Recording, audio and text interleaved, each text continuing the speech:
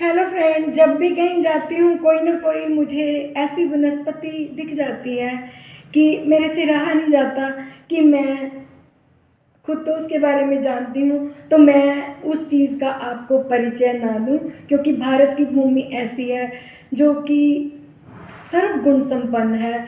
इतनी औषधियाँ, इतने वनस्पति है कि अगर हम एक एक करके इसका ज्ञान लेना चाहें तो जीवन खत्म हो जाएगा, तो वनस्पतियाँ खत्म होने वाली नहीं हैं। तो ऐसे ही भ्रमण के लिए निकली तो आज मुझे जो प्लांट दिखाई दिया औषधीय गुणों से भरपूर, वो प्लांट मैंने वहाँ से तोड़ा और अपने घर ले आई। तो सोचा कि मैं आप सभी को उसके बारे में जानकारी दूँ।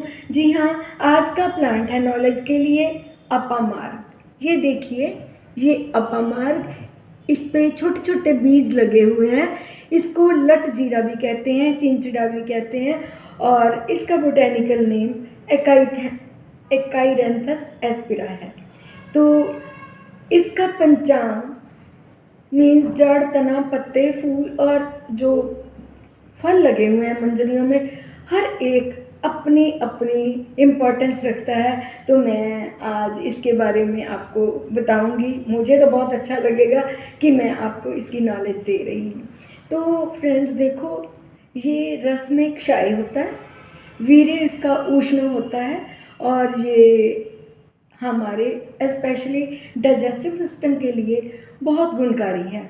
कई लोग इसकी भस्म बना के पंचांग की, जड़, तना, पत्ते, फूल, फल सभी की भस्म बनानी है इसकी, और इसका यूज़ अर्श में, भगंदर में, जिसको कि हम फिस्टुला कहते हैं, क्षार सूत्र बनाया जाता है, और उससे हम अपनी जो गुदा भाग के रोग हैं उनमें निजात पा सकते हैं।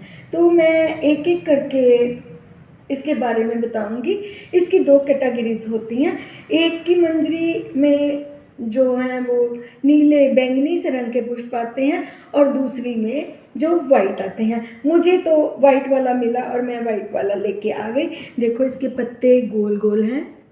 ये मैं एक एक सिस्टम करके आपको इन सभी चीज़ों की जानकारी देती हूँ कि हमने कैसे करना है। सबसे पहले मैं आपको इसका यूज़ बताऊँगी दांतों के लिए।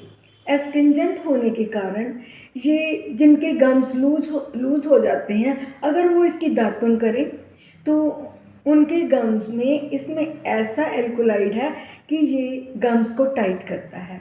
और जिनको पायरिया एल्विलैरिस होता है, यानी कि जिनके दांतों में से पस निकलती है, वो अगर कंटिन्यूस की दातन करते हैं तो वो ठीक हो जाती है।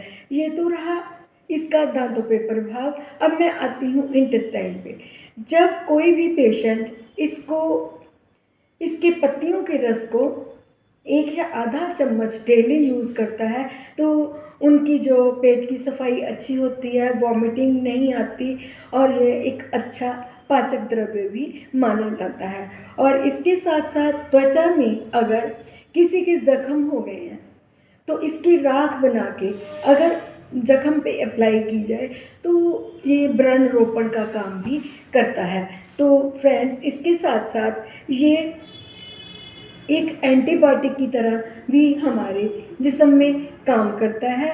अगर इसकी भस्म बना के हम जो गुदा भाग है, जिनके बाइल्स के मस्से बाहर आते हैं, अगर वो इस पे अप्लाई करें तो ये काफ़ी गुणकारी द्रव्य सिद्ध होता है। चेस्ट में जिनको खांसी होती है, इसका क्षार बना के मीन्स इसके पत्तियों का जो भस्म बना के अगर हम उसको शहद में मिला के देते हैं तो पेशेंट्स को बहुत ही निजात मिलता है। ये डाययूरेटिक का काम भी करता है किडनीज के लिए। अगर इसकी पत्तियों को उबाल के पिया जाए तो इवन जो पथरी भी होती है, स्टोन फॉर्मेशन भी होती है, किडनी में से ये पथरी को बाहर भी निकाल देता है। फ्रेंड्स, इसका एक मैं सबसे बड़ा बेनिफिट आपको बताती हूँ। ये गर्भाशय संकोचक भी है। जब पुराने ज़माने में किसी की डिलीवरी नहीं हुआ करती थी तो इसकी रूट को लेडी की कमर में बांध दिया जाता था, तो पेन्स फास्ट हो जाती थी, तो डिलीवरी हो जाती थी। और इसके साथ साथ जो इसके लट जीरा हैं, जो इसका जीरा है, अगर इनको उबाल के पानी में पिया जाए तो जिनको भस्मक रोग होता है, मीन्स वो खाए जाते हैं और फिर भूख लगती है, तो ये भूख को कम करता है। इसीलिए जो मेडिटेशन में लोग आते थे वो इनकी खीर बना के लिया करते थे ताकि उनको ना भूख लगे ना प्यास लगे, उनकी मेडिटेशन में बाधा ना पड़े।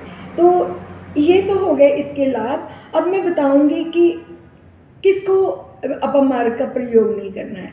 फ्रेंड्स, अपने डॉक्टर की सलाह के बिना 12 साल से छोटे बच्चों को इसका प्रयोग ना करवाएं। ओवरडोज भी इसकी बिल्कुल नहीं आपने लेनी, क्योंकि ये टॉक्सिक इफ़ेक्ट भी देता है। और इसके साथ साथ जो प्रेग्नेंट वुमेन हैं उनको इसका प्रयोग नहीं करवाना, क्योंकि मैं बता चुकी हूँ कि ये क्या करता है।